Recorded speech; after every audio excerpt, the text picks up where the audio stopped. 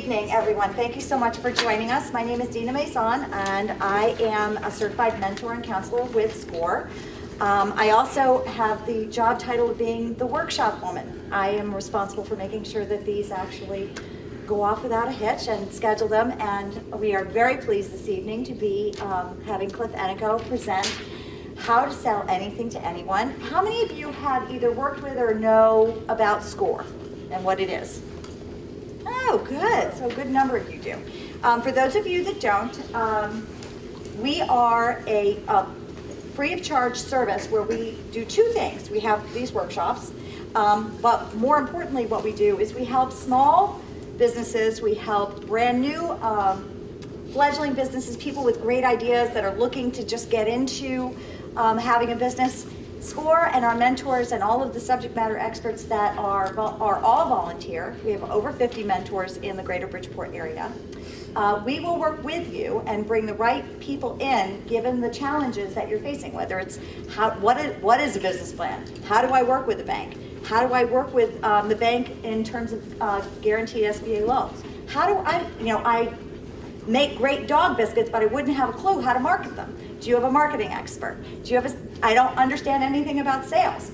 We have some very interesting people here that help us with sales and sales efforts and sales processes. So as I had indicated when you all walked in, I'm going to say it again, if you haven't checked off your name or signed in, please do so before you leave. There are 641 forms, which are really for the SBA to track us as opposed to anything else. If you are interested in becoming counseled or be part of our mentor program, we can schedule you. You can take my business card, which is over there. We will contact you and schedule a time for you to come in. We have sessions that we offer almost Monday through Thursday, most days of the week, here at the GBCC, at the Fairfield Library, at Housatonic Community College, and at University of Bridgeport as well. Gene Ryan is one of our mentors, and he's here with me this evening. You can wave, Gene. You ever have accounting issues? Let me tell you. Brilliant. So, yay for you, one plug, right, Gene? So, without much ado, or without any further ado, if you have any questions about SCORE, don't hesitate to catch up with me at the end of this session. And at this point, I think I will turn it over to Cliff. Oh, one other thing I will request. No one is allowed to leave without having filled out and handed back to me an evaluation form. And with that, Cliff, Ennico. Thank you very much. Okay, guys. First of all, I want you to do something for me. I want you to give yourselves a hand. Don't do it for me because I haven't done anything yet, but give yourselves a hand. All right? There you go. Why am I making you do this? Because I don't know how much Tina told you about me. Okay. I have a number of claims to fame, but the one that really is the one we really got to get out of the way here, all of you guys have decided to take time out on a, let's face it, a yucky kind of foggy Tuesday evening. You're giving up part of your Martin Luther King Day holiday to spend the next hour with a lawyer, they didn't tell you about that, did they? Who's going to teach you how to sell. A lawyer teaching you how to sell. Does it get any better than that? Because let's be very honest. When we think of professions that are very, marketing sensitive, that are marketing forward, that really get their PR act together and all that, you don't think of the legal profession, do you? That's not really on the list, is it? Let's face it, we are kind of behind the times in my profession. Let's be very honest about that. I mean, we still are trying to get over the demise of the 8.5 by 14 legal pad. Remember the long legal pads? When those suckers went to 8.5 by 11, we cried. We couldn't figure out what to do. It was a disaster. We attended seminars on how to deal with the changes, in technology and stuff like that. Seriously, we are very behind the times. Look at this, folks. Retro. Right? Who carries one of these anymore? Nobody. Oh, you do? That's amazing. I know you. Seriously, I got this from a guy on eBay. His grandfather died, and they found it in his attic. That's the only way you can get these things anymore. You can get anything on eBay, by the way. We'll talk about that actually a little bit later on this evening. So why is somebody like me giving a talk like this? Well, other than the fact that I've done it a gazillion times, the answer is simple. There's two reasons for it. When I went off on my own 25 years ago, one of the first things I learned was that I had to learn how to sell myself. I work with a lot of people who are in transition, former corporate executives who are making the transition to a more entrepreneurial life, and this is probably their biggest challenge, If I had to pick the biggest difference between working for yourself and working for somebody else, it is this. When you're working in a corporation or for an employer, you can have a very exciting career indeed and not have to know a thing at all about where sales come from. Most of you who've worked at big companies in the past, you know yourself, you didn't have to worry about sales probably. The revenue fairies took care of all that. They gave you the sales figures and you were the ones who had to sort of manipulate the costs so that the company would be as profitable as possible. When you live in my world, when you're working for yourself, whether you're an entrepreneur, a small business owner, self-employed professional, whatever you call yourself, selling is job one. This is a luxury you cannot afford. You have to learn how to sell. Selling is the difference, very often, between a successful small business and a failure. If you were to ask me to give you a list of 10 of the most successful people I've ever worked with in my 32 years of working with entrepreneurs, I will tell you something about every one of them. They are all amazing salespeople. This is a skill you have to learn, and this is frightening. This scares a lot of people. Why? Because let's face it, when we think of sales and selling, we think of salespeople. And when we think of salespeople, let's be real honest about this. What do we think? Who do we think of? Sleazy, right? Used car salesman, telemarketer. The people that call you when you're sitting down to dinner and try to sell you credit cards and all this kind of stuff. Seriously, I hate these people as much as you do, and there's a reason why you should hate those people, by the way, because what they're doing is not selling. I'll explain that in a minute. But let's face it, we don't want to become one of those people. We do not want to become one of those. We don't want to become Joe Isuzu. Remember Joe Isuzu from the 80s auto ads? Those of you who are old enough, you don't remember, sir, you're too young, I'm sorry. But this was a very smarmy used car salesman. You don't want to be that kind of person. Nobody wants to be that kind of person. That is not what you need to be. The good news is you don't have to be that kind of person to become an effective salesperson. Anybody can actually learn to be an effective salesperson. What I'm going to be doing with the next hour is I'm going to teach you a method, a very successful method, by which just about anybody can sell just about anything to just about anybody. Now, does that sound like snake oil or what? Coming from a salesperson, coming from a lawyer especially, right? That sounds like snake oil, right? But give me an hour. I've been told that this program has changed people's lives, and I think it can change yours as well. One little word of administration before we begin. This program is being recorded for the SCORE website, so anything that makes noises like that young lady's cell phone just did, please turn it off for the next hour. Otherwise, I will be sure to highlight you in the conversation. We'll have a nice little one-on-one conversation, which will then will go viral on YouTube. So seriously, please turn that off. It will be very great. It's a little distracting to me, but also it'll make the tape come out as best as we possibly can. Also, too, some of you can see if you're looking up very closely to me, I'm wearing a whole lot of wires here because I got two separate video cams going here at the same time. So if you really hear something that you disagree with, it's okay to challenge me. I don't mind that, but please do not throw water. Whatever you do. Otherwise, I will do a Wicked Witch of the West here. That is not something you absolutely want. See, the older people know what I'm talking about. The younger people are like, who? Wicked Witch of the West? What's this guy talking about? I got to be careful about this kind of stuff. So anyway, selling is important. But why do you hate those salespeople? Why do you hate used car salespeople? Why do you hate telemarketers? Okay? Because what those people are doing, let me tell you something right off the bat. What those people are doing, and you should not like these people, they are not selling. What those people are doing is cold calling. And there's a big difference.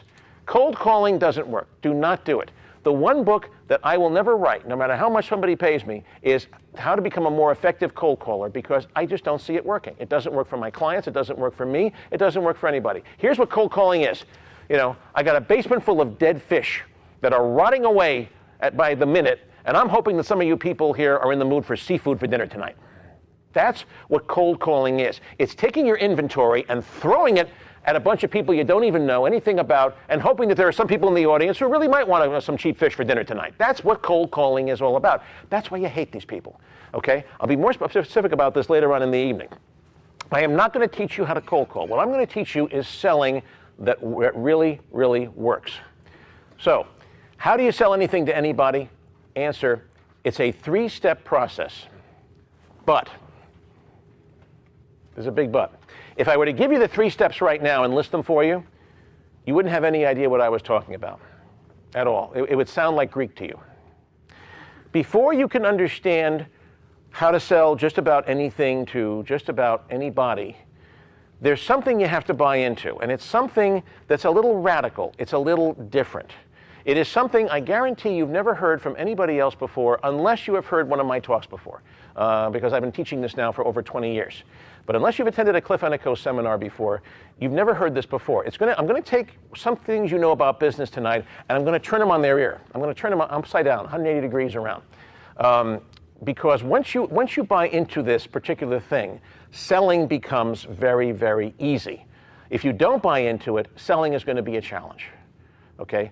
So, without any further ado, what am I talking about here? Before I can teach you these 3 steps to selling, I have to teach you a little something different about why people buy things. Before you can sell anything to anybody, you have to know why is it that anybody buys anything in this world. All right? Let me share with you a little secret. There are 2 reasons, and only 2, why anybody in this world buys anything. There's only 2 reasons why you have ever bought anything in this world. There's only 2 reasons why I have ever bought anything in this world. I am no smarter, by the way, than anybody else. When it comes to being a consumer, you can use these same techniques that I'm going to teach you tonight. You can use them on me. I have actually given this course to people who have actually sold me things later on. Seriously, you can use these techniques with me. I'm no smarter than anybody else when it comes to being a consumer. We're all the same. What I'm talking here about tonight is human nature. What motivates people to buy things? There are 2 reasons, and only 2, why anybody buys anything. But now here's the radical part. Here's where I'm going to take a departure from anything you've ever heard before, unless you've heard it from me. If you come from a business background, if you have business training, or if you've worked in a company before, you probably think you know what those 2 things are, but you would be wrong. In fact, as to one of the 2, you would be fatally, irreversibly wrong. And one of the biggest reasons why small businesses fail is because the founders, the owners, don't get this. They don't get this. They're following the textbooks. They're not following reality. I'm not going to embarrass anybody here, but those of you in the audience who have a business background, real quick, what do all the textbooks say? The 2 reasons that people buy anything, the 2 reasons that motivate people to buy things. Needs and wants. I heard somebody say, I think it was somebody over here, needs and wants. That's the textbook answer. That's why people buy anything. I'm here to tell you tonight, it's wrong. It's absolutely wrong. Especially the needs part.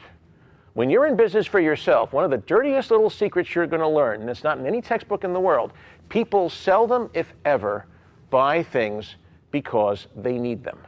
Seldom, I won't say never, but seldom, if ever, will people buy things because they need them. And one of the dumbest things you can do when you go into business for yourself is to sell people things they need.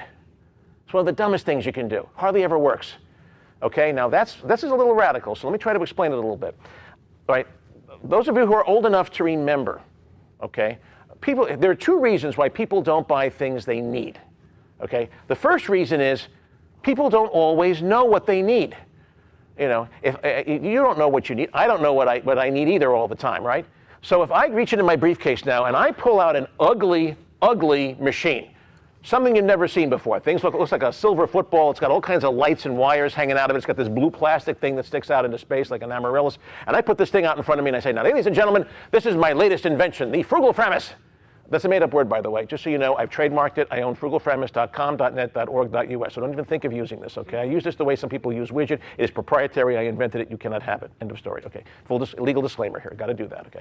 And I got this thing. This is called the Frugal Framus. With one of these things, your business will double its revenue, it'll cut its costs in half, and it will make you a lot more attractive to the opposite sex or with the same sex, if that's the way you go. There's a switch that you can go one way or the other. This is what this machine does. Now, you're saying to yourself, okay, these are all wonderful goals. These are all things that I want to accomplish, but Cliff, forgive me, I'm not getting it. This is an ugly piece of crap that I'm looking at right now. What is this thing? How does it work? What does it do? I got to stop what I'm talking about. I got to explain the benefits, the features, all the stuff that the marketing textbooks talk about, until finally, after a certain period of time, which may be a very long period of time, you all pop your heads up and down and say, okay, yeah, I didn't get it at first, Cliff, but you're right, I probably do need one of these things in my house.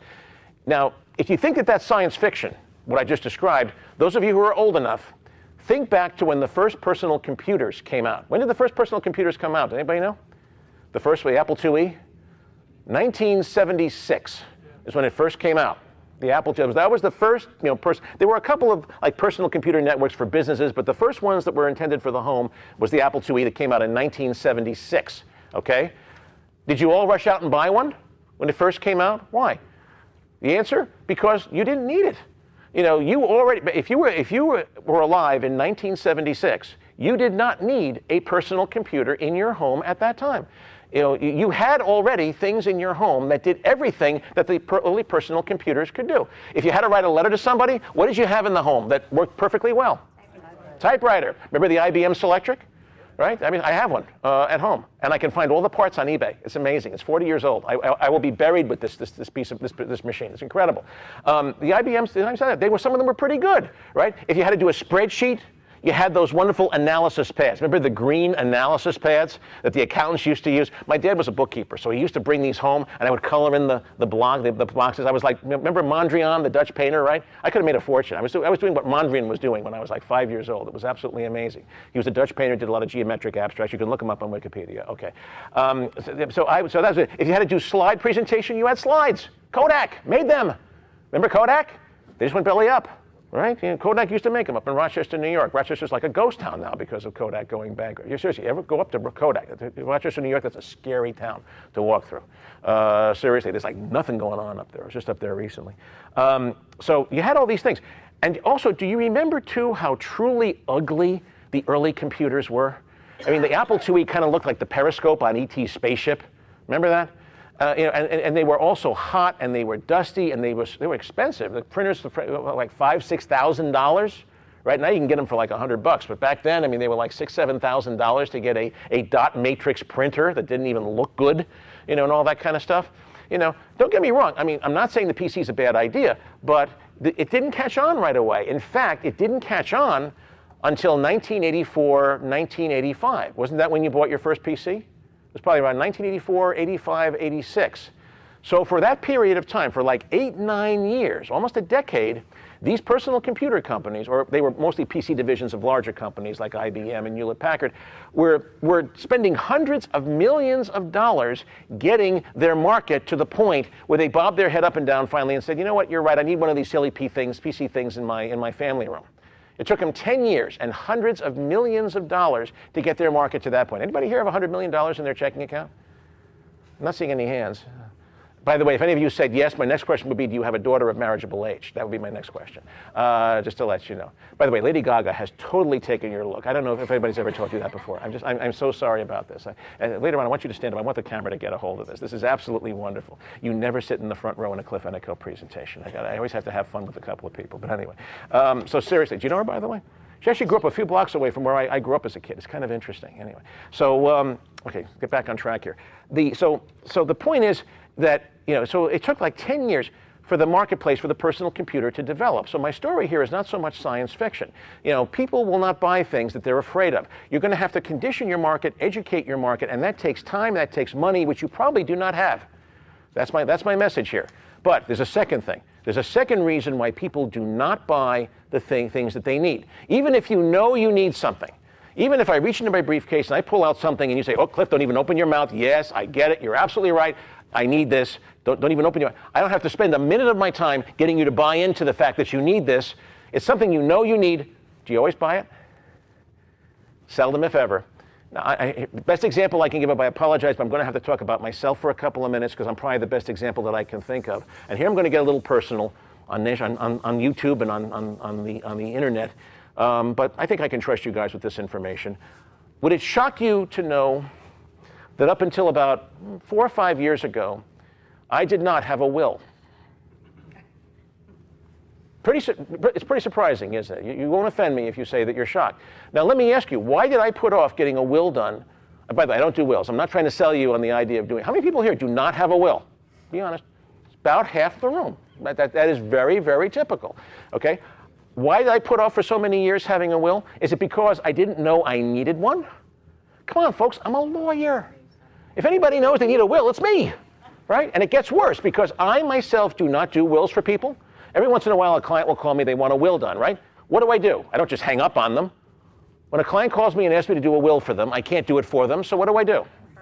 I refer them. And there are a bunch of estate planning attorneys here in Connecticut that are very, very happy to I refer them business on a regular basis. And they all say the same thing. They say, hey, Cliff, thanks for the referral to Joe Blow. Listen, when it comes time for you and your wife to do your will, call me. I'll do it for you as a professional courtesy. I won't charge you. This is my way of saying thank you for the business. This is what we lawyers do for each other, right? So think about this for a moment. Here I am, a relatively intelligent human being, or at least I think I am. I know I need something, and I've got people offering to do it for me for nothing, and I'm still resisting. I'm still saying no. I'm still fighting it. Is that stupid? Answer, this is your marketplace. The marketplace will break your heart every time this way. You can have 50 good, solid, intelligent, correct reasons why people should be buying your products, your services, whatever it is you do. But unless they are otherwise motivated to buy, they will not. Needs and wants are not the two reasons why anybody buys anything, especially the needs part. Whenever you're selling people something they need, what you're really saying to people are, you should be buying so-and-so, whatever, you ought to be buying whatever it is. And when you're doing that, you're cold calling, which doesn't work. Needs do not work. So what does? There are two reasons, and only two, why anybody in this world ever buys anything, but they are not needs and wants. Here's what they really are.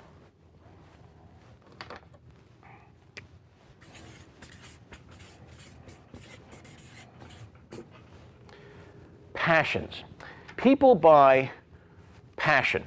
If you have a product or service that turns people on, that gets them excited in some way about life, they will buy from you. Give me an example. Whole industries that are based on people's passions. Cars. What kind of cars? Corvettes. Sports cars, sorry. Somebody driving a Maserati to and from work each day is not motivated by a basic need for transportation. There is something a little different going on with that person, isn't it, right? And we'll talk in a minute about exactly what that is. Somebody else. Fashion, high fashion, right? Somebody who really wants to look good at a party and knock them all dead. Yeah, absolutely. What else? Oh, come on, this is easy. Music. Somebody said music, the iPod, absolutely. Anything with the arts, theater, movies, anything to do with entertainment, sporting goods, golf club. Unless you have a basement full of rats, you do not need a golf club. Some people got that. Actually, it was actually kind of interesting. Sometimes the jokes are down here, sometimes the ones are over here. You got to listen for them after a while, but they are absolutely there. You don't sport anything if you're passionate about. If you're an avid golfer, you will spend $1,000 for a titanium head driver. You will do stuff like that. I heard somebody say pornography. Absolutely right. Absolutely right. Addictions, alcohol, tobacco.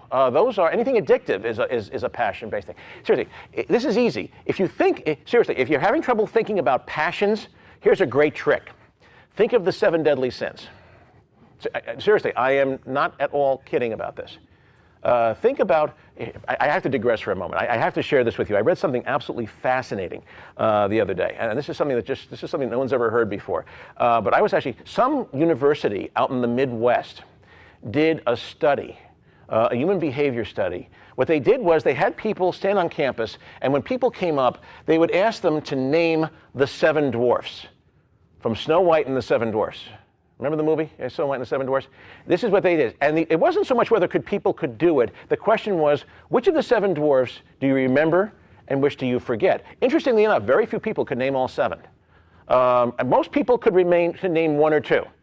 And think about this. Who were the 2 most popular dwarfs? Who were the 2 dwarfs that most people in this survey remembered when they were asked cold? Grumpy and Dopey. Those were the 2 that everybody remembered. Which was the one that nobody remembered? Happy was the one that nobody remembered. No, sounds cute, but think about this. This is very profound if you think about this. Why is it that people remembered Grumpy and Dopey and they don't remember Happy or Bashful was the other one that nobody remembered? Right? Think about this one. Of course, nobody remembers bashful people anyway. Now, by the way, good human lesson. If you are bashful, no one's going to remember you anyway, whether you're a dwarf or anybody else. No one's going to remember that, okay? You got to remember. It's a very good life lesson, by the way. Those of you, sort of shy people. I was a shy person, believe it or not. What's the famous old Groucho Marx? I'm a shy lawyer. I'm a shyster lawyer. That's what I am. Okay. But seriously, we tend to remember negative emotions much more than we remember positive ones. The dwarfs that represented positive emotions like happy and dark and bashful, people had trouble remembering those. But dopey, grumpy, you know, the bad guys, they were the ones that people remembered. I just think it's a wonderful study about human nature and how people react emotionally to different things. I love studies like that. The amazing thing is that some large corporation probably paid $15, $20 million to have that study done. That's amazing to me. The people actually spend that money to come up with research proving something that we all knew ever since we were in our diapers, you know, that was the case. People always remember negative stuff more than they remember positive stuff. I'm sorry, that was a digression, but I had to do it. If you're thinking about passions and selling based on passions, think of the 7 deadly sins. Don't get me wrong, I'm not saying that they're sinful. To me, the 7 deadlies are simply 7 very common passions that most people have to some degree. They're not the only passions that are out there, but they're great ones to start with, and because entire industries have been based on each one of the 7 deadlies. Let's go down the list real quick. Pride. Anything that makes me feel good about myself or better about myself as a person or as a professional. You can think of whole industries that do that, right? For people, the whole self-help industry, the whole psychological counseling or continuing education, you know, seminars like this. You're here because you want to become a better business person, a better person. To some extent, I'm trying to appeal to your pride. Lust, no explanation necessary. Sex sells a lot of stuff, you know, doesn't it? Greed, well, maybe not for you, sir, but that's okay. Pride, lust, greed. I got this hot new mutual fund. You'll make a 12% return on your investment no matter what the economy is. Isn't that how Bernie Madoff sold all those poor people? By the way, this will do a double-digit return on your investment no matter what the economy is doing. It's snake oil, absolutely. A lot of Wall Street is based on greed, as we all know. Pride, lust, greed, envy. I got something you don't have. Right, the guy driving the Maserati to and from work. Also, the guy driving the smart car. I have to say this. Anybody here own a smart car? By the way, I hope I'm not offending anybody here. Okay, I apologize. You're sitting in the front row. No, seriously, if you're driving down the road and a smart car passes you, isn't that a little bit of like a statement there? You know, it's like, you know, I'm greener than that. Well, I'm saving the planet. You're not. There's a little bit of that. Am I right about this? I mean, you know, that's why they designed them to look like that. It's a statement. I mean, don't get me wrong. I am not saying that there are not people who are very passionate about the environment. There certainly are. But there are a lot more people who want to be perceived as being passionate about the environment, socially forward, socially positive, whatever it is. And this is one of the things they do for that image. It's basically an image. And by the way, if you are in a situation where smart cars are passing you on the highway routinely, I strongly suggest that it's time for a vehicle upgrade. Because you only got, what, 3 cylinders, ma'am? Is it 3 cylinders in a smart car? Or 2? I think it is 4? Okay, I'm sorry. Oh, okay. Well, that's not a smart car. That's not a smart car. That's a car that's way too expensive for what you get. But that's not a smart car. I love it. Okay, I'm sure. No, the Priuses are great. I'm not going to knock anybody. Toyota's a sponsor of mine sometimes, so I got to be careful. Seriously. So seriously, this. Proceed. Where was I? Pride, lust, greed, envy, anger, negative political ads. Right? If you were watching television during the presidential election last year, you know what I'm talking about here. These are ads whose sole purpose is to try to make you hate the other candidate. And by the way, before you hate them too much, those ads are based on a lot of behavioral research. There's actually been billions of dollars of research done on voting behavior. And what the research is telling us is that when people are in the voting booth, they tend to vote against, not for. So if I'm a political operative, if I'm working for a candidate as their marketing guy, my job is not so much to get you to fall in love with my candidate. My job is just to get you to hate the other candidate so much that you will vote for anything that is not him. That is based on a lot of research. And that's why, unfortunately, both parties do these ads. I hate them as much as you do, but we're never going to see the end of them because they are effective, they are work. Sad to say, when you were in the voting booth last November, if you had a choice between a candidate that you did not like and a candidate that you knew nothing about, which way'd you go? Just don't answer that. Because I know how most people would go. The ethical thing would be not to vote for either of them, but I know how most people would have done, would have behaved in a situation like that. So, not to get political here, but that's the best example I can think of anger, something intended to rile your juices. Pride, lust, greed, envy, anger, sloth, laziness, anything designed to make your life more convenient and help your body parts to atrophy. You know, you don't have to walk to the television to change the channel anymore. You got the remote, right? The individual packages of cereal. You ever go to this grocery store? You see these things for 99 cents? You know, the little thing, individual packages of cereal. Forgive me, but were people really having issues with this? I mean, was it really that much of an effort to get up and get the cereal box and the milk and the bowl and connect the dots? I mean, was it really that hard to accomplish? Do we really need to have all that done for us? I mean, forgive me. I have to say this, though. I did give this talk about a month ago to another group, and somebody actually raised their hand and said, Cliff, with that statement, you've just told me that you don't have any children. Because if you have kids, trust me, those little packages of cereal are a godsend when you're taking them somewhere in the SUV for more than 5 or 10 minutes. So I totally get it now. There is a market for these things. It's just that I'm not that market, which is absolutely fine. But I'm just saying, if you're going to do that, though, why don't you go the whole hog? Give me the milk, the sugar, and the spoon, too. I mean, if you're going to make my ass lazy, do it. Do the whole hog. Take me all the way there. Don't you? Because even with those individual things, I still got to get the milk. I got to get the sugar, if that's what I do. I still got work to do. You know, those cereal companies have not done their job. But what they're doing, of course, is they're testing the market. This is just the first step.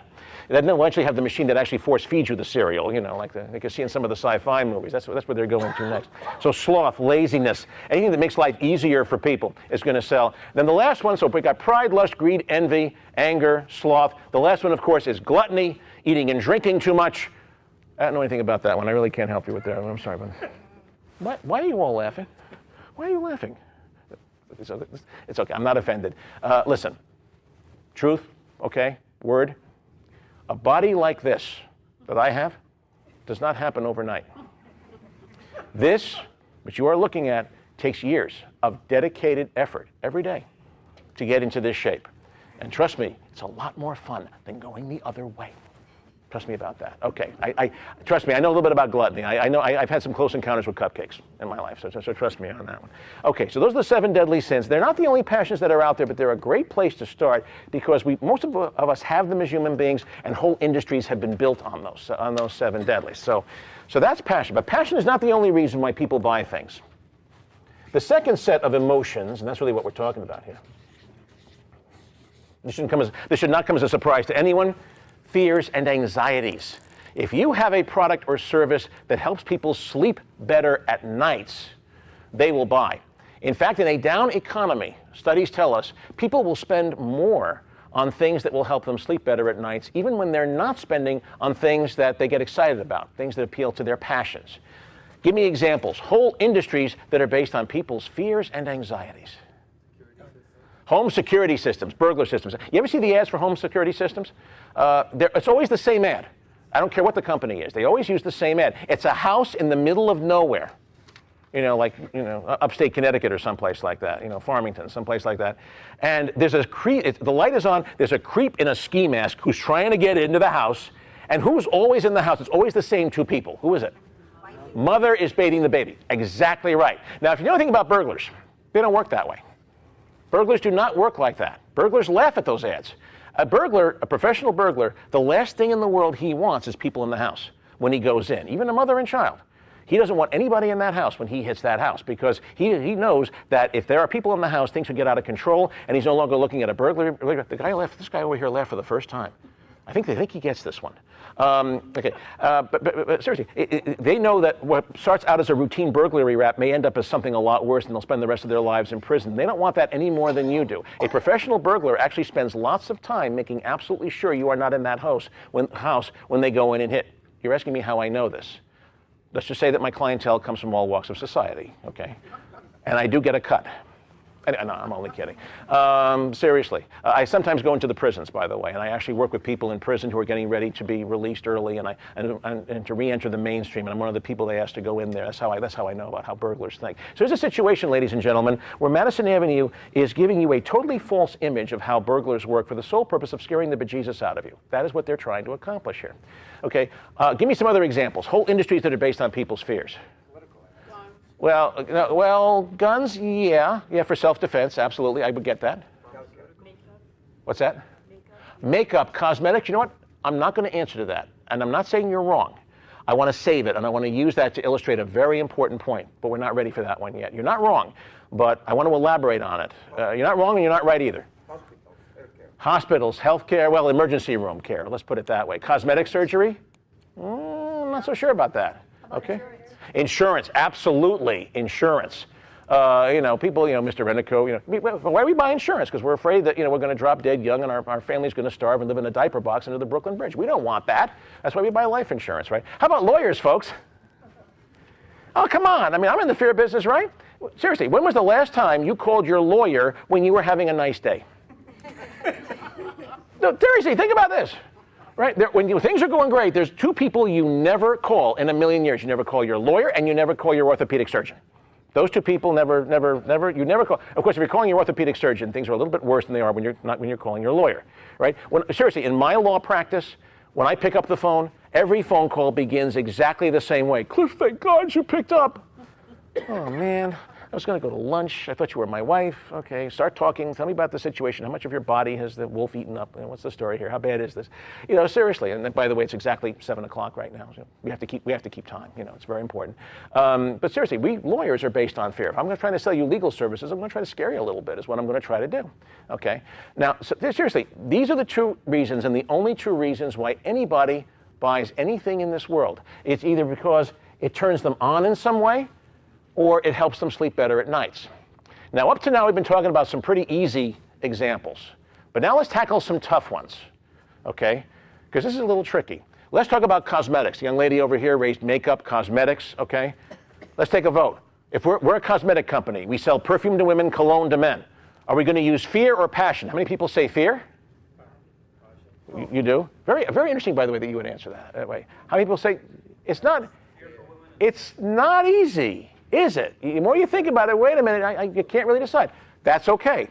Whenever you cannot decide whether to use a fear cell or a passion cell to sell something, it's because your group is too big. You got to break it down into a point where you say, okay, the fear people are over here, the passion people are over here, I know what I'm doing now. Marketing people have a very big word for that. They call that segmentation, but it really boils down to just the fear people are over there, the passion people are over there, so we'll use fear for these people, passion for these people. Let's use some examples. Cosmetics. Our target customer, we're a cosmetics company now. Our target customer is a young 20-something urban professional. It is Saturday night. He is splashing cologne on, going out to a nightclub. What is his motivation? Why is this gentleman putting cologne on his face? Come on, people. Lust. Somebody said, I heard somebody say it. Lust. He wants to attract members of the opposite sex, or maybe the same sex. There's all kinds of clubs in New York. And by the way, that's a very important thing to know, by the way, seriously, because studies tell us gay men buy 3 to 4 times as much personal care products as heterosexual men do. Seriously, so if you're in the cosmetics business and you're targeting men, I think you have to be a little gay friendly. I do think so, because that's going to be a big part of your market, wherever. So our young man, gay or straight, he's going out to a nightclub, he's splashing on cologne. Are we going to use fear or passion to sell to this guy? Of course. Our perfume has genuine cockroach pheromones. You'll attract everything within a 10-mile radius, whether you want it or not. It will be your choice whether you go home alone tonight. And that was an ad, by the way, in the 1960s for men's cologne, by the way. I can't remember the company that did that. It is your choice whether you go home. You could never get away with that today. Is it amazing that, right? Yeah, of course, that would not be the sales pitch. What you would do instead is you do something like real sexy stuff with like bodies twining together, and then you show a bottle of the perfume. Isn't that how all the perfume ads look? They all look the same way. They all do that same shit. They all do. Okay, but now let's change gears. Now that's our 20-something professional. But now again, we're selling perfume, we're selling cologne, and now our target customer is a woman in her 70s, a woman aged 70 to 80. Okay, this person is going out somewhere. She's splashing perfume on. What is her goal? Is it lust? Is she trying to attract every man in the room? I don't think so. Although that may be changing, by the way. I can't really say this anymore categorically. Things have changed a little bit in the elder market. Very scary statistic, by the way. One of the biggest healthcare issues in nursing homes is venereal disease. Did you hear about this? That, to me, is scary.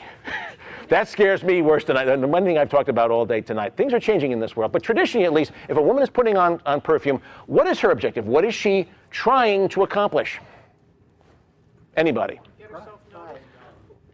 To appear, not so much to appear young, but to appear not old, and specifically how? You're not getting it, folks, because you're being too politically correct. Thank you, sir. Say it out loud. She doesn't want to smell like an old lady. You're absolutely right about this. Okay, it's no secret that as we age, our body chemistry changes, and sometimes the results of that are not very pleasant. And by the way, not to be sexist at all about this, men have exactly the same issues when they get older as women do. It's just that because we're men, we don't give a damn. We don't. Women do, men don't. And by the way, I can support statistics to support everything I'm saying here. So if you are in the perfume cologne business, you can make a fortune selling perfume to older women, but you'll never make a dime selling cologne to older men, men over 50, unless they are gay or Italian. And we will not elaborate on that. Let's just say that some ethnic stereotypes do have some validity. Let's just say that right now. No, it's true. Certain ethnic groups tend to buy different kinds of products more than others, and it's important that you know that information. Italian American men tend to buy cologne at older ages than most other ethnic groups, and there's actually statistics to support that. So see, you didn't think you'd get anything practical out of this course, right? You didn't think it was all be a bunch of BS, right? Yeah, I just taught you how to run a cosmetics company, darn it, and it's absolutely free. It's SCORE. Okay? I'm not saying anything. So these are the two reasons why anybody buys anything. What I have just taught you tonight, ladies and gentlemen, is extremely powerful information. I've gussied it up a little bit to make it funny, but this is one of the biggest insights that I have had in 32 years of working with entrepreneurs. It isn't about needs and wants. It's about fears and passions. If you're looking to launch a business where you're selling stuff to people, you got to know who those people are, you got to know what those fears and passions are that they're feeling, and you have to ask yourself, now how are those fears and passions not being addressed in the marketplace? Where are the opportunities here? What fears and passions are people feeling that they weren't feeling 5 years ago, where there are opportunities? Where are things changing? Remember I said that things were changing in the elder cosmetic market for women? I was absolutely serious about that. How is that changing, and how can we address that? That's how entrepreneurs make money. Entrepreneurs do not succeed by getting ideas out of their heads. That's a myth. Entrepreneurs succeed by looking at people. Don't get me wrong, I'm not saying that they're not intelligent. They are. But what they are not is intellectuals. They don't come up with ideas out of their head and then foist them onto a marketplace. That's cold calling. What they do is they use their five senses. Successful entrepreneurs have very well developed, sight, hearing, taste, touch, smell. And that other one that they call umami or something like that, which I've never figured out. It comes from Japan. Nobody understands it. They use their five senses to observe the world around them and really soak up as much information about as they can about people's fears and passions, and they let those opportunities dictate what they do. They let the marketplace tell them who they are. They don't go out and say, I'm a small business attorney. They look at people, they look at what's needed, what people's fears and passions are, and then they go out there and say, I can help you with that. I can help you with certain things. That's how a successful entrepreneur or even a successful lawyer operates. So, now that I've gotten you to buy into this, and I hope I have, because this is very powerful information. Once you know how to play this, you can succeed at just about any kind of business. Once you grasp it, it's all about understanding people's fears and passions. Now I can teach you how to sell anything to anybody. It's a three-step process. You're in a meeting with someone. Let's say it's a physical meeting, but it can be a phone call, it can be an email exchange, it can be whatever, okay? And the person's on the phone, the person's busy, whatever, he gets off the phone, I'm sorry, Mr. Ennico. Okay, step one, keep your mouth shut. Keep your mouth shut, don't start talking. One of the biggest mistakes that salespeople of all kinds make, they start talking too soon about what they have. They start talking about their inventory or what's in their resume. By the way, this works for job interviews too. Those of you who are looking for work, who are looking for a regular job, this works for job interviews. Because let's face it, when you are in a job interview, you are selling. It's a sales meeting. You are selling yourself, your resume. Okay, this works in job interviews too. Okay, keep your mouth shut. Don't start talking about what's on your resume, what's in your inventory, because think about it. What are you doing when you do that? That's cold calling. I got this basement full of dead fish that's rotting away by the minute. Remember that? That's what you're doing. You're cold calling. What you do, get the other person talking about their fears and passions. Get the person talking about their fears. Well, Mr. So-and-so, before we get started, I noticed in your office here you got a million pictures of sailboats. You're obviously a very avid sailor. Is this just a weekend cruising thing, or do you race competitively? Guarantee, you ask any sailor that question, they'll go on for 45 minutes about their favorite hobby, and they won't even notice that you're there, but they'll think you're the most brilliant conversationalist in the world, and they will love you. I'm serious about this. Don't start talking too soon. Get the other person talking about their fears and passions, what keeps them awake at nights, what turns them on. Easiest thing in the world to do. Think about this for a minute. When we get together with our friends, or with our buddies after work, or with our friends for a glass of wine or something, or we're with our families at Thanksgiving, what do we spend 95% of our time talking about? We talk about the things that turn us on, and we talk about the things that keep us awake at nights, don't we? These are the two things that we love talking about more than anything else as human beings. In fact, social psychologists tell us that this is how we pick our friends and lovers. By the way, you thought this was about selling? This is about how to find a mate too. It is, think about it. Have you ever wondered why it is that some people are attracted to you and some people aren't? No matter how hard you try, you just can't make it with certain people, but other people are crawling all over you and you can't do anything about that. Remember high school?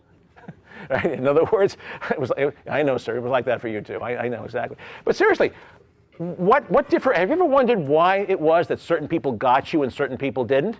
The answer was the people who were attracted to you and the people that you are more likely to be attracted to are the people who share or at least empathize with, or at least show that they how can I say it? People who either share or at least demonstrate that they care about your fears and passions.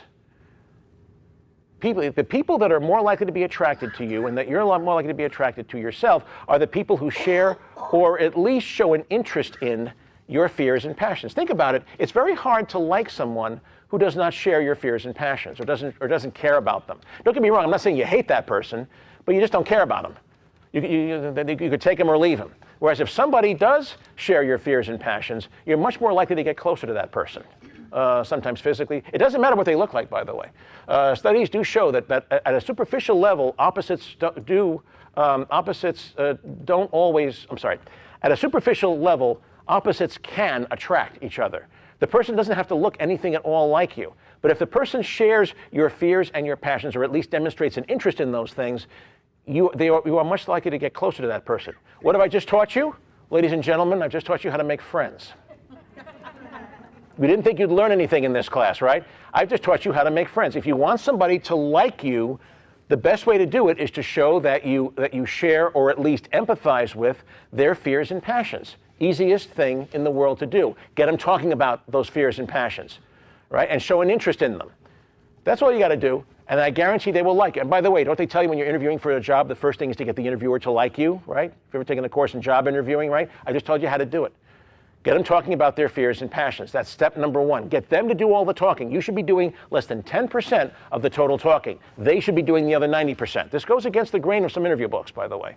And I totally buy into that. But this is what works. That other stuff does not work. That's why I talk about it.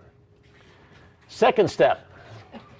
Focus the conversation to a fear or a passion that you can do something about. We all have fears, we all have passions, but we're not thinking about those all right now. You're probably all thinking, when's this guy going to shut up so I can go home?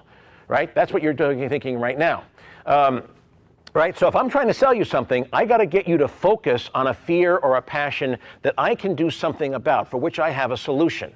I got to get you to feel that fear, that passion right here, right now, in this room, 7:12 in the evening on Tuesday, January the 15th, Martin Luther King Day 2013. That's what I got to get you to do. I got to get you to the point where I can look into your beady little eyes and I see that you're feeling that fear, that passion right now. I got you. I've hooked you, right? That's step number two. I got to get you to that point. I got to scare you. I got to get you thrilled, whichever way I'm going, okay? Then the third step, the final step. Now, you've looked into what was the famous quote from George W. Bush? You look into the other person's soul, right? Remember he said that about Vladimir Putin? I looked into his soul, and you can see that that person is feeling that fear, that passion right now. Now you open your mouth for the first time. Now you start talking, and you offer the solution. You offer the solution. Oh, you're a coin collector and you need a 1916D Mercury dime to complete your collection of Mercury dimes? You know, I know where you can find one of those. I got a friend on eBay who sells coins, and I think he's got one. I don't know what condition it's in, but he's got one. Right off the bat, you're hooked, right? If you're a coin collector, you're really hooked. If that's the one piece you need to finish your collection, and I know somebody who has it, trust me, that's going to happen, okay? Or, gee, you need help with that project? I can help you with that. Or, gee, you need that? I know somebody who does that kind of repair work on old cars and stuff. I know somebody who's a specialist in it. This is how, and believe me, the minute you say that, you've got that person's absolute undivided attention. Now, these are the three steps. How many of you here would feel comfortable doing this? Right? Think about it. You are not imposing on anybody here. There is nothing illegal, immoral, or sleazy about doing it. In fact, you are doing this person a favor. What are you doing when you sell this way with these 3 steps? What are you doing that the cold callers are not doing? Answer, you're showing interest in the person. When the telemarketer calls you, why do you hate them? They show no interest at all in you and who you are. They don't care about your fears and passions. They're hoping that you're one person in 10,000 who's interested in seafood for dinner tonight. That's what they're hoping. That's why you hate those people. They don't care about you. I'll take questions a little bit later at the end of this. But this is a very important point. What differentiates this from cold calling is the fact that this way you're showing the person you care. You're helping them solve their problems. You're helping them live a better life. How can they not respond to that? And even if it doesn't work, even if you don't get what you want, even if you don't get the sale that you want, you've made a friend and good things will come of that. They will help you with your networking. They will help you find what you want. They'll introduce them to people in their network. This is how you network effectively as well, is through this technique. You got to get the person to like you and care about you, and the only way that you're ever going to do it is to show that you like or at least care. You may not like them. You know, if you're selling to lawyers, nobody likes lawyers, but at least you can show that you care about them and that you care about how they really are. Not just the myth, the stereotype. See, when you don't really care about, when you don't really know your market, it's very, very hard to sell to people that you don't know anything about. And I'll tell you about that in a minute. It's very hard to do. I'm not saying it's impossible, but you can't do it. These are the 3 steps to selling, okay? Why do I say it's important that you have to know the people you sell to? Because if you really don't know the people you sell to, what happens is you don't really know what their fears and passions are. Think about that. Those are 2 very intimate questions, aren't they? What turns you on, what keeps you awake at night? Those are kind of intimate questions, aren't they? You really have to know somebody well to know what the answers to those questions are going to be. If you don't know the answers to those questions, what happens is you end up selling the stereotypes. And that's a bad thing. First of all, it's a bad thing to do ethically to somebody, but it's also a very stupid thing to do because you'll never get sales. Let me give you an example. Lawyers. Okay, anybody here have lawyers in their family, close? You know, I know we have one lawyer I know in the audience. You don't have to raise your hand because I know it's you. My competition. He's a good guy. You have lawyers in your family. Okay, I'm going to ask you to be quiet for a moment. I'm going to talk to the rest of these people who don't know anything about lawyers. Let's say that you were trying to sell to lawyers. What is a lawyer's biggest fear? What keeps a lawyer awake at nights more than anything else? Believe it or not, there's an answer to that question. Every year, a bar association out in the Midwest does an annual survey of its members. It's called the Lawyer Satisfaction Survey. And they actually ask them like 20 different questions. And one of the questions is, when you think about your practice, your professional life, what keeps you awake at night? They actually ask that question in so many words. And they get a bunch of answers, and they rank them 1 to 10. Every year, I actually subscribe to this survey. I get it every year. Every year, the same thing comes out number 1. So let's play a little game here. What do you think a lawyer's biggest fear is? The thing that keeps lawyers awake more than anything else in the world, assuming that they have souls, of course, and can sleep at all. Yes. Getting sued for malpractice, number 2. You're absolutely right, number 2. Lawyers absolutely worry about getting sued for malpractice. Anybody else? Losing clients, losing business, number 5. Right, clients disappearing because their work is no longer relevant. Anybody else? People won't like them. You know what? That doesn't even make the list. Lawyers really do not care what other people think of that. That's one of the areas where the lawyer stereotype is absolutely true. Miss, you got? What's that? Losing reputation, number 3. That's different than getting sued for malpractice, like getting sued for ethical violation or something like that. Yes. Disbarment. Well, disbarment is also like losing your reputation. You know, getting disbarred. Yeah, that's number 3. You're absolutely not wrong. What? Well, that's kind of like number 5, losing business or something like that. Paying their bills. Number 8, paying your bills. Number 8, you're all doing great, but you haven't got number 1 yet. How about having a client come back to attack you personally? You know what? I worry about that every day. But that's because my clients look like you. I'm sorry. I couldn't resist. Fear or passion? Well, it's a fear. It's specifically a fear. Okay, what are lawyers? Seriously, now let me ask the people who said that they know about lawyers. You're a lawyer? What's your biggest fear? What keeps you awake at nights? You're my competition, so you got to look good here. This is on TV, baby. And I will say, well, the malpractice would be number 2. How about sounding stupid? Oh, no, we don't worry about that. Because we never do. We never sound stupid. How dare you? I'm only. Anybody else? Not billing enough, number 8. Yep. Anybody else? Not having a case. Okay. Miss? What? Peace? Love and understanding? We do not worry. Trust me, that's not our job. If the world were ever to become a peaceful place, we'd be out of work. Absolutely. That's interesting. That should be on the list, but it isn't. Sir in the back. Evidence like what? I worry about evidence all the time. That's why I destroy it all. I'm only kidding. I never do that. I don't do courtroom work anyway. Okay, seriously. If you don't know lawyers, you'll never get this, sir. Divorce? Okay, you're close. You're not there. I'll give you credit for that.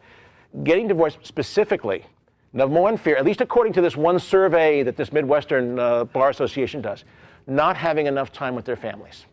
Number one. So you're kind of close with the divorce, but it's not having enough time. Lawyers work impossible hours. When I finish this talk tonight, I'm going to be up until 1 o'clock in the morning doing work for my clients that I didn't get to because I had to do this talk today. We work like 24. When I was a young lawyer, my family did not see me for weeks and sometimes months on end, especially at year end, because everything had to be done by year end for tax reasons when I was a young lawyer. So I used to sleep on conference room tables, believe it or not. The one thing you can be sure of in any law firm, all the bathrooms have showers, and all the conference rooms have fold-out sofas that fold out into like sofa beds. They all have that because people do all-nighters, and a lot of all-nighters when they work as young lawyers especially. Lawyers worry a lot about growing old and their kids not knowing who they are or hating them or something like that. They worry a lot about that. Trust me, they do. And most lawyers do. So seriously, if you don't know lawyers, you really don't know that that's the case. If you've ever been really truly close to a lawyer, especially if you're married to one, you know exactly what that fear is all about. See, don't get me wrong, you were just PC to come out and say it, so it's absolutely okay. But I know you have that worry. You do. You're a young lawyer. You work in a very, very established firm, a good firm actually. I know you work some crazy hours just like I do, but I bill more than you do. Okay, I'm only kidding. Seriously, that's why I say you have to really know about people. You have to know what their fears and passions are. And if you don't, if you're selling to a group of people that you really don't know all that well, you got to get a partner who does. You got to hook up with somebody who knows that market, who knows them inside out, and who can help you figure out what marketing strategies and tactics are going to work and which ones are not going to work. You can't do it yourself unless you know that group really, really well.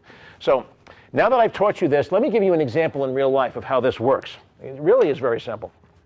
Let's say that I was a lawyer, and let's say that I was trying to sell you on something called a limited liability company, an LLC. Now, some of you know what that is, some of you don't, but it doesn't matter.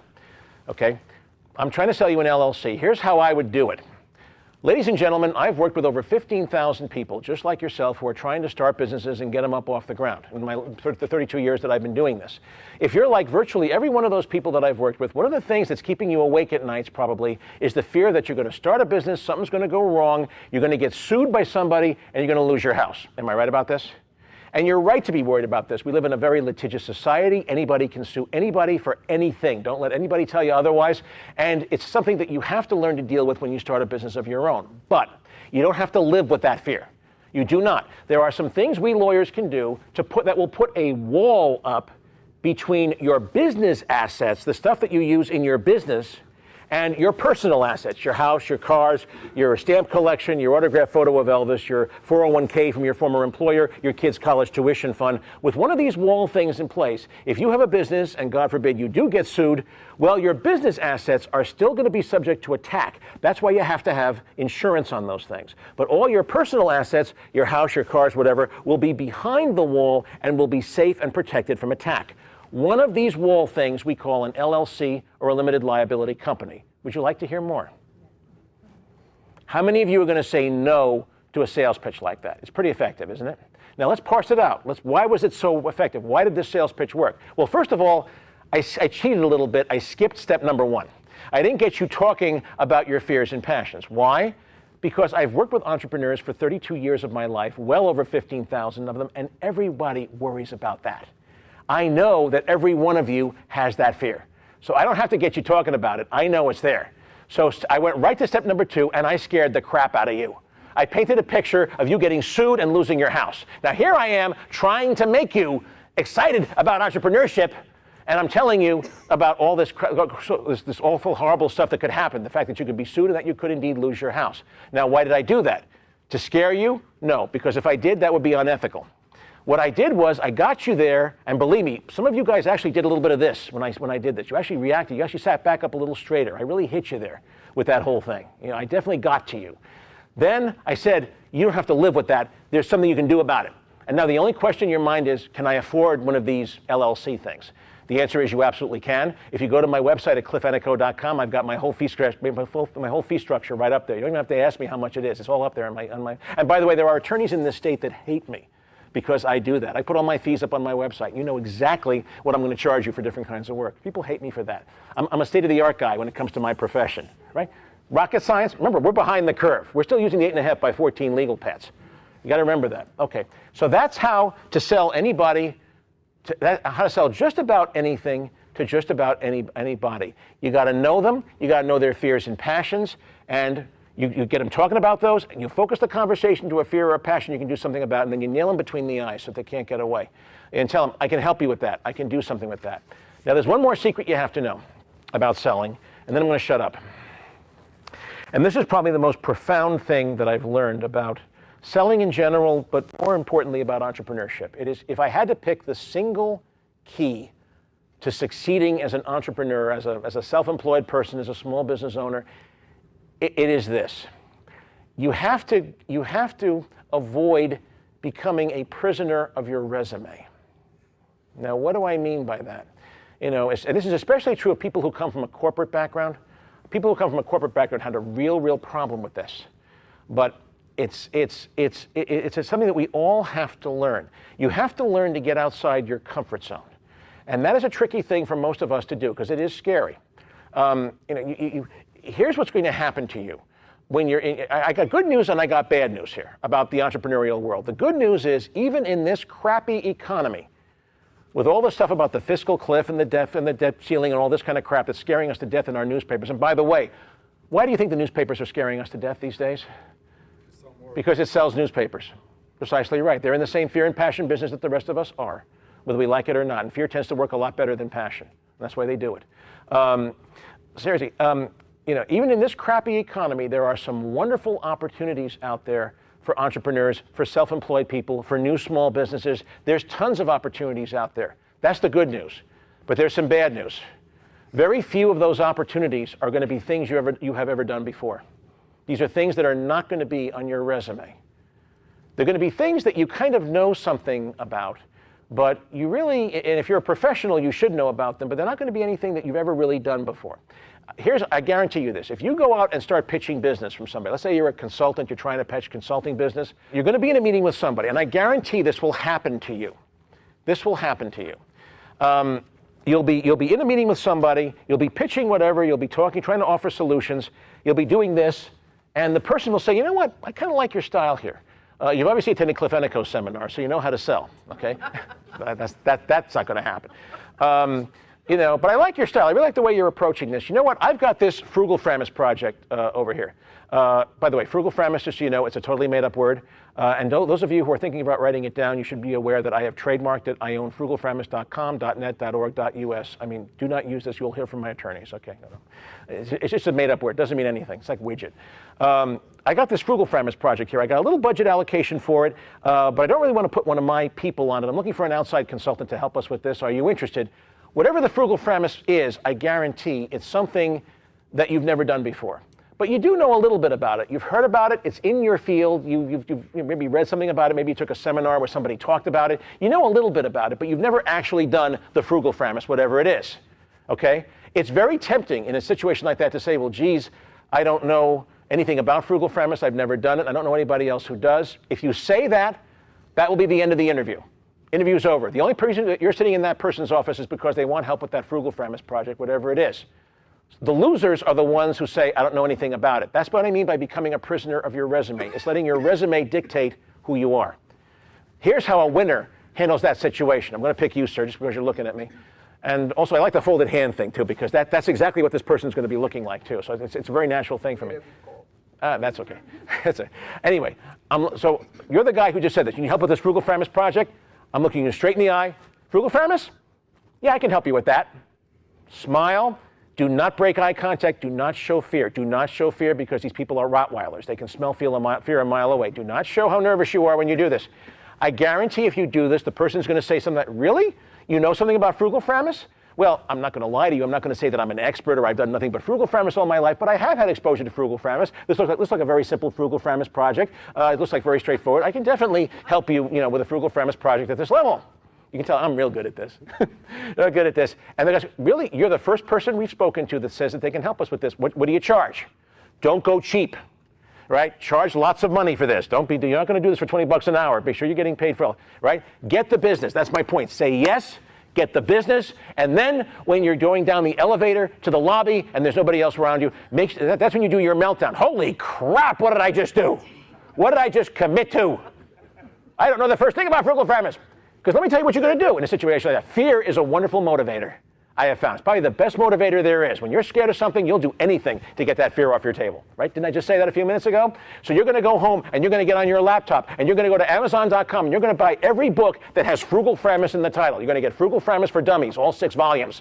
The 7-in-1 that they always do. There's 7 books in one. You're going to get all those books. You're going to spend the next 2 weeks of your life just immersed in Frugal Framus, and you're going to do the best possible job that you can on that Frugal Framus project.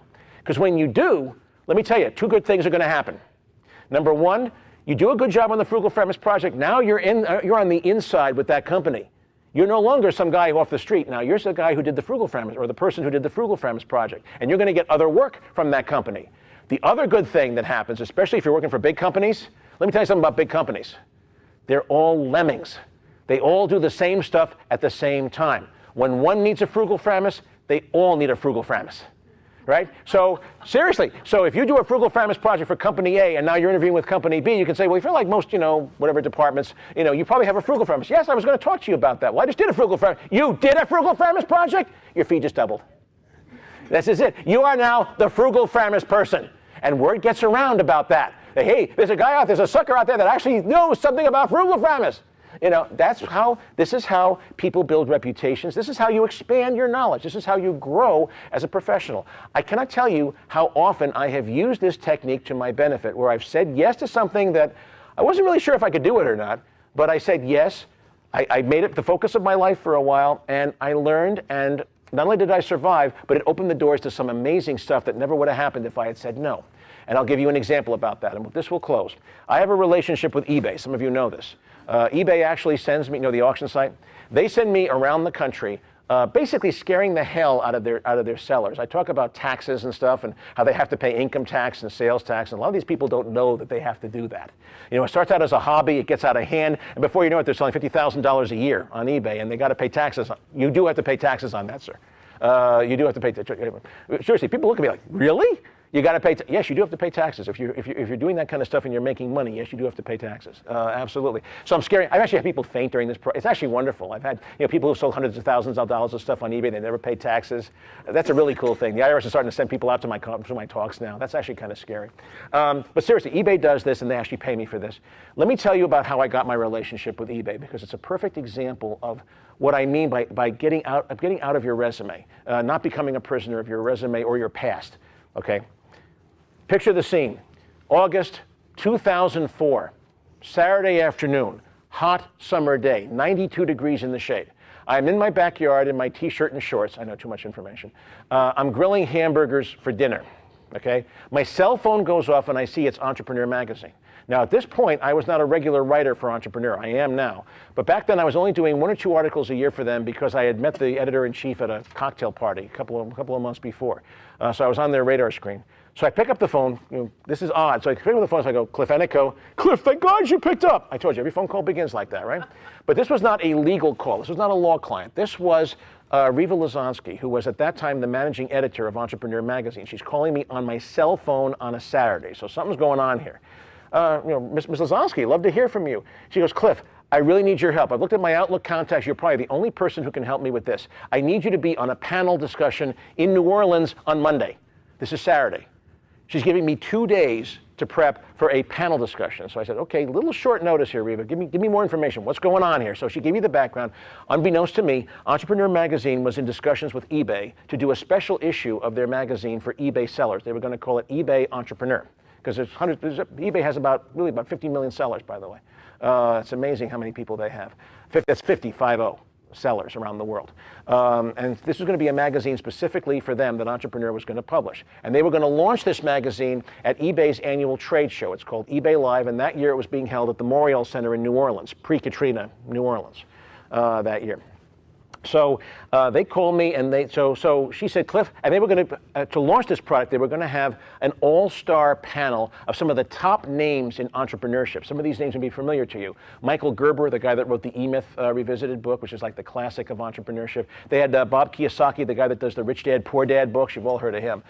They had Marcia Collier, who writes all the eBay for Dummies books. There's about 12 of those. They were going to have all these people talking about the life of an eBay seller to try to get to launch this new magazine. And this is what was going on. So Riva was on the phone that morning with Meg Whitman, who at the time was the CEO of eBay. Now she's the CEO of Hewlett Packard. Some of you know that. At one point in the conversation, Meg said, "You know what, Riva? I know this is kind of short notice because the program's on Monday, but it would really be great if we could get someone on this program who could talk about the legal and tax issues involved in selling on eBay, because a lot of our people in the field are starting to get questions. We don't know how to answer them. You know, you really need more of a small business attorney. You know, our attorneys are all big corporate people. You know, can you find us someone on the panel who could just talk for a few minutes about the legal and tax issues of selling on eBay? So Cliff, this is what I need. Can you do this for us?" Now, I'll be very honest with you, folks. When this conversation took place, I had never sold a single thing on eBay. I bought a couple of things on eBay. I certainly knew what it was. I knew what auctions were. I'd bid at auctions before, most of you have. But no more than any of you in this room know about that process, right? It would have been very easy for me to say, an eBay lawyer? I've never heard of such a thing. You know, I don't even know if one exists. If eBay doesn't know, Meg Whitman doesn't know, how the heck am I supposed to know, right? But I'm enough of an entrepreneur to know that you never, ever do that. When someone throws you a curveball like that, you always find a way to say yes, no matter what. So I said, well, Riva, let me think about this for a minute. Just a couple of questions. How long would I have to speak? How many slides do you need? Oh, Cliff, 5, 10 minutes, maybe 2, 3 slides. Now, ladies and gentlemen, I may not know much about eBay, but I've been speaking professionally for over 30 years of my life. If all you need from Cliff Ennico is, 5, 10 minutes and 2, 3 slides, I can talk about subatomic particle physics. I can talk about whatever it is you do in 5 or 10 minutes, and I'll probably make it more fun than you would. Right? I have absolutely no fear of getting in front of an audience and talking about stuff. So I said yes. I said, Riva, you know what? I'm going to do this for you. Let me help you out. Cliff, you are an angel. You are my hero. Listen, I'm going to do good things will come of this, Cliff. Of course, they were paying me for this gig too, so it was an important thing. So listen, Cliff, my assistant, you're my hero, man. I owe you big time. My assistant's going to call you in a few minutes because we have to work out all your travel plans. Please tell your family I'm sorry. You're going to have to fly down there tomorrow on a Sunday. But listen, the slides, we need the slides tonight. Because we got to get these things down to New Orleans for the presentation. No trouble, Riva. I'm on the East Coast here, so I got a 3-hour thing here. Definitely by the time you leave the office today, you'll have these slides. Thanks, Cliff. You're my hero. Click. What the heck did I just do? All right, keep in mind, I'm at my grill doing hamburgers during this whole conversation. All right, don't burn dinner. Think, Cliff. eBay, selling online, sales tax. Sales tax. They probably don't know that when you sell online and somebody in the same state buys, you have to charge sales tax. Okay, that's one slide. Income tax. These people start out selling as hobbies and stuff. And they don't realize it gets out of hand after a while. They don't know if they're making money or not. They have to pay taxes on that. That's a slide. Fraud. They probably don't know that. How many times have you bought something on eBay that didn't look like it did in the photo? Right? That's because eBay sellers kind of borrow each other's photos sometimes, and it's not exactly the same thing you're buying. That's not a good thing. That's fraud, right? So I can scare the crap out of them with that. Seriously, by the time I finished these hamburgers, I had 12 ideas. I had like 15 ideas for slides. Seriously, after dinner, I went upstairs, I banged out the best slides I could think of, and that following Monday, I was in a room in New Orleans, like this one, talking to 5,000 people. When you get outside the Northeast, eBay is not really big in the Northeast, but when you get outside the Northeast, especially when you get into like rural America, the heartland and the Sun Belt, eBay is huge. They had 30,000 people attending this trade show, and 5,000 of them were in this room for the panel launching the new eBay Entrepreneur magazine. And there I am on a panel with Marcia Collier, Michael Gerber, Bob Kiyosaki, the top names in entrepreneurship. There's a little Cliff Ennico. They're talking about legal and tax stuff, right? And there's Riva in the front row going like this, But it doesn't stop there. And in fact, right afterwards, I got a regular gig as a columnist for eBay, by the way. That was one of my little rewards for doing that program. But it gets better.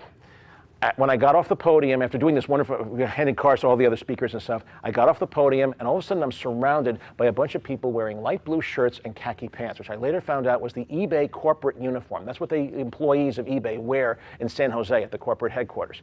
Cliff, you were fantastic. Listen, we are desperate for somebody like you. And I said, really? You know, middle-aged, fat, balding, small business attorney from Fairfield, Connecticut? I mean, really, I mean, I've heard things are bad in California, but is it really that bad?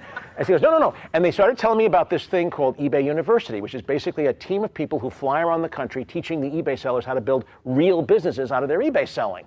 And we need a guy to talk about legal and tax stuff because people are asking us all these kinds of questions and we don't know how to answer them. You obviously do. So I said, well, all right, this is interesting. What's involved? What's the commitment? Well, it's one weekend, it's one Saturday a month. We have these programs every month. It's in a different city. It's on a Saturday. You fly out on Friday. You do your program on Saturday. It's a 90-minute PowerPoint. There's 4 speakers, each of one who does a 90-minute PowerPoint. We usually go out for a great dinner afterwards, wherever we are. We always go to a top-notch restaurant, and then either Saturday night or Sunday morning you fly back home. So it's like one day a month. Okay, and you obviously pay for this. You know, how much do you charge for this? How much do you pay for this? Your speakers. $10,000 plus expenses per speech. I was being offered a $120,000 contract with eBay to do a 90-minute PowerPoint. Yep, I can do that. I'm doing this. That following morning, I went out to the airport, I opened my laptop, I went to Amazon.com, and I bought every freaking book that had eBay in the title. I must have bought 45 books. I am not kidding you. My wife thought I was nuts. I had a 7-foot-high stack of books, everything that ever been written on eBay. I immersed myself in it for the next two weeks. I put together the PowerPoint. I sent it out to their legal department. It had to be vetted by them. And then I started doing these eBay University things around the country for $10,000 a pop. Fast forward a year. I'm doing this program at the Javits Center in New York at the Digital Life Trade Show. And during the Q&A at the end of the program, I see this one very elegantly dressed woman hanging back. She's clearly not an eBay seller. She's got another agenda for being in that room. eBay sellers, by the way, you should all know, they all look like they come from farms. You know, you always tell a group of eBay sellers, they look like they just came out of the fields. It's kind of like that. And this woman was very elegantly dressed. She probably was not part of that crowd. All my eBay friends listening to this tape are going to have a fit at my saying that, but that's okay. They're great people. I absolutely adore the eBay people. I absolutely do. They're some of the wildest, craziest, and most fun people I've ever known. I have to say that, and I really do mean that. Somebody living on a farm in Kansas making $150,000 a year selling stuff on eBay, you know, that to me is a hero. I have to say, a hero or a heroine. I love people who have done that kind of thing, having so little to work with. And the eBay people are phenomenal that way. But seriously, so after the Q&A, she comes over, this woman, and she says, Cliff, my name is Jackie Flynn. I'm senior editor for Amicom Books. We're the publishing arm for the American Management Association. You probably know we do have a series of books that we have for people selling on eBay. We are desperate for someone to write a book on the legal and tax issues of selling. Are you interested?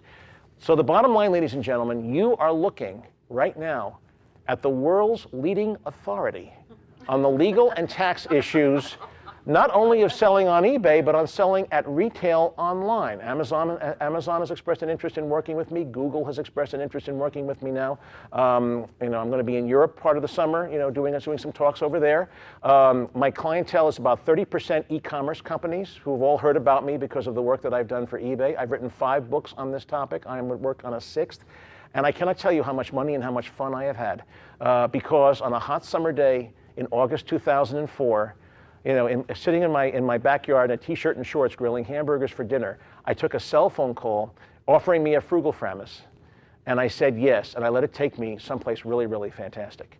This is how success works in the real world. Get out there, start pitching what you do, but don't become a prisoner of your resume or of your marketing brochure or of your website. When someone throws you a frugal framus, it's probably because that's where the future is going.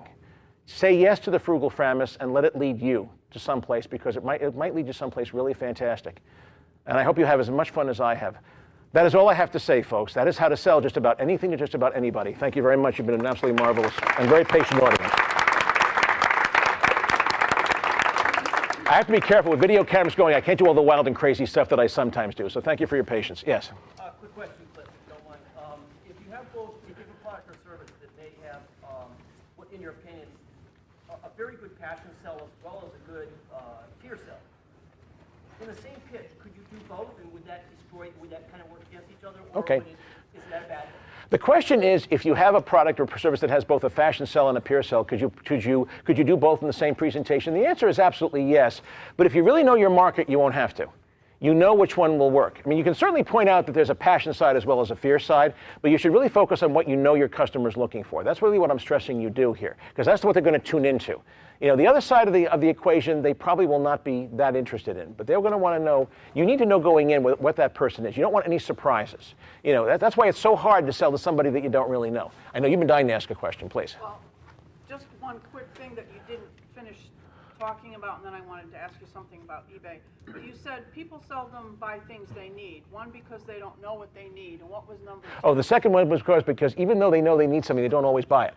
That was my point about the will. Okay. Yeah, that was my point about the will. That even though the people see something and they know they need it, they don't always buy it because the fears and the passions things are not happening with them. And what was your where's your eBay question? How do you use your 3 points to, or maybe they don't apply, to selling something on eBay? Good question. How do you apply these 3 points to selling online? The answer is that you do. It's just that it's not an in-person meeting. You still got to know who you're selling to. If you're selling on eBay, you want to know who your market is. Who are your customers? Who buys antique mechanical banks? I used to collect those, believe it or not.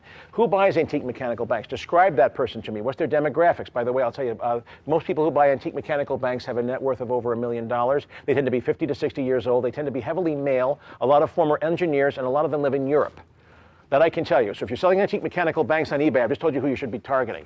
And make sure that when you do your eBay setup, your eBay settings and stuff like that, you're targeting those specific people. Make sure you list, for example, on eBay Deutschland in Germany, because a lot of these collectors are German and Austrian.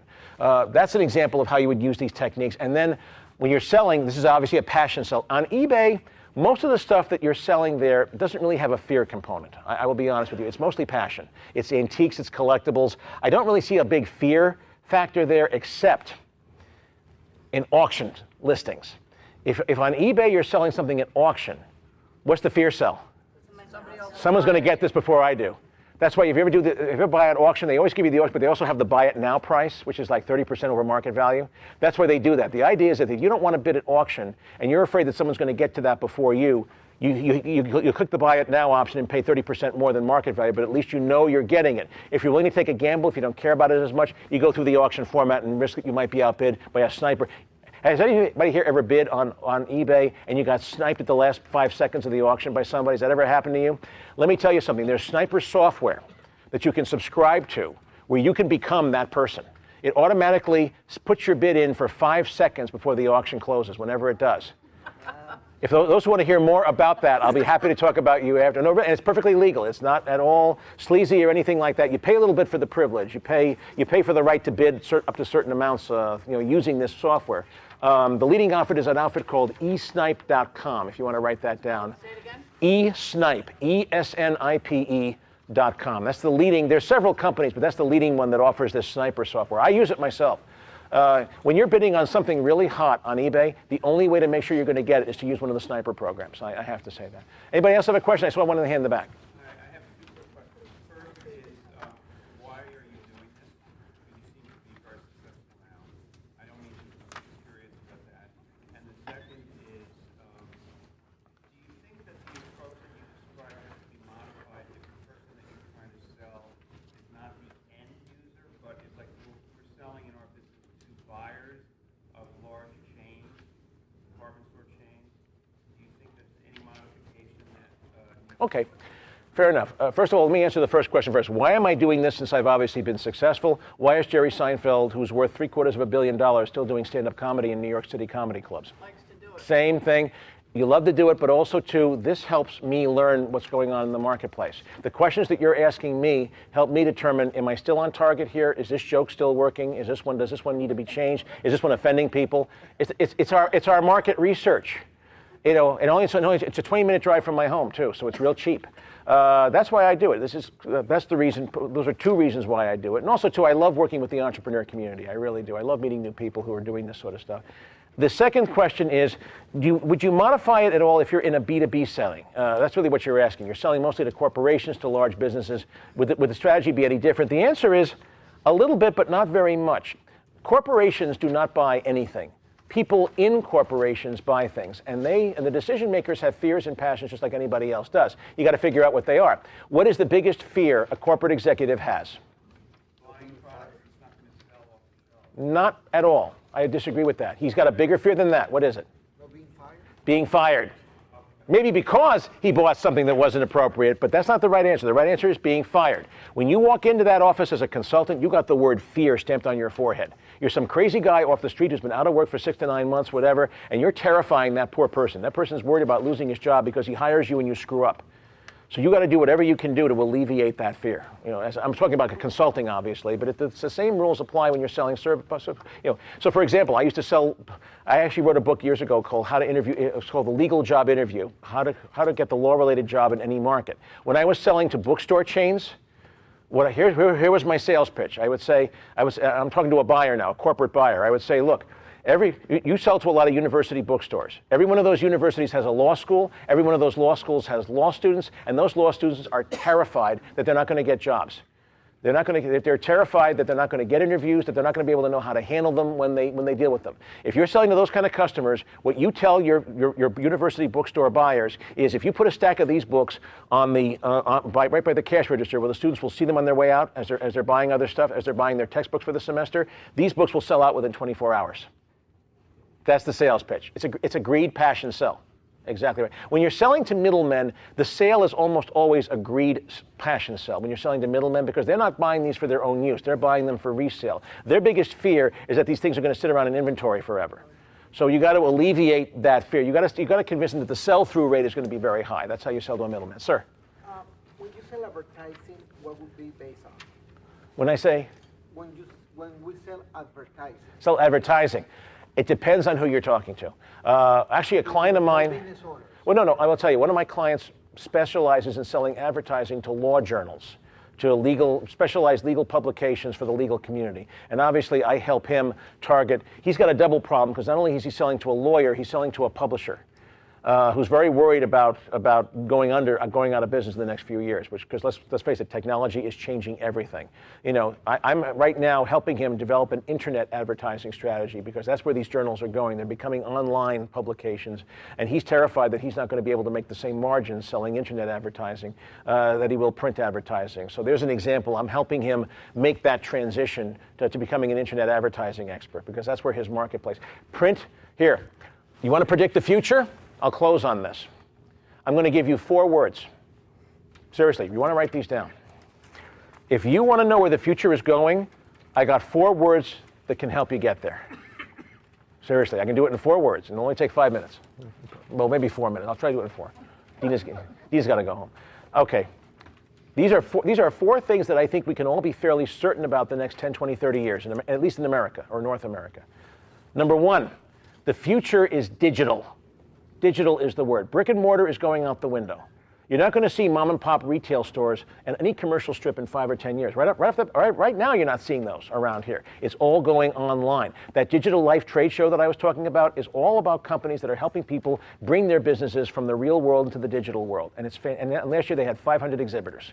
If you think this is a small thing, the world is going digital. Get on that bus. Don't do brick and mortar when everything's going digital. That's number 1. Number 2, the future is going global. The national and state boundaries mean absolutely nothing anymore. 3 weeks ago, I bought something on eBay from a seller in Russia. As a boy growing up in the 1960s during the height of the Cold War, if I had ever bought anything from a seller in Russia, do you know what would have happened? I would have had the FBI in my living room the next day. You know, that's how bad things were. Things are different now. Nobody thinks anything of buying from somebody in Kazakhstan. I actually have a client that is importing things from Kazakhstan. Remember Borat? He's importing things from Borat's country, and he's doing very, very well with that. They actually have some wonderful wine in Kazakhstan. It's interesting. And you don't think of Central Asia as being a wine-growing region, but it is. There's some wonderful wines from Central Asia, and he's specializing in that. So the future is global. The future is digital. The future is virtual. This is different than being digital. Virtual means you're not going to see fixed hierarchy corporations anymore, where you climb corporate ladders. What you're going to see is more like free-flowing project teams. Can you think of a lava lamp? Can you visualize a lava lamp in your head? No, it's the best metaphor that I could think of. Think of a lava lamp. Remember the globs of the fluids, they kind of like go into each other and then they morph and they go different directions. That's what we're going to be seeing in the world of employment going forward. We're not going to be seeing fixed corporate pyramid hierarchies. What we're going to be seeing is project teams that get together and work on a project, and one group kind of morphs over here and does that, and then another one goes over here and does that, and this guy goes over there and joins up with a different group. It's going to be like a lava lamp. That's what the world of work is going to look like. We're all going to be independent contractors in 30 years. I really do believe that. There will be companies, but they're only going to have 5 or 10 employees or anything like that. We're going to see a real flattening of corporate hierarchies. So global, digital, virtual, and then last but not least, the world is 24/7. The idea that you will have work days and play days is going to go out the window. Every day will be a work day, every day will be a play day, every day will be a study day. I work every Sunday for at least a couple of hours. On Wednesday afternoons, I play for a couple of hours. That's the world that you're going to be heading toward. There's going to be no such thing as Monday through Friday and then weekends, Saturday, Sunday. It's all going to be 24/7. But that, I think, makes it a lot more exciting and a lot more fun to be on. I don't think that these are necessarily bad things. I think the world's going to be a little bit more scary, but I think it's going to be a lot more fun, too. And by the way, fear and exhilaration, neuropsychologists, guys who deal with brain waves and stuff like that, tell us that fear and exhilaration generate the exact same responses in your brain. When you're really excited about something, when you're really terrified, it sets off the same lights in the brain. You ever see those brain scan studies that they do? Fear and exhilaration are just two sides of the very same coin. Welcome to the 21st century and the year 2013. Thanks again, guys. You've been a great crowd.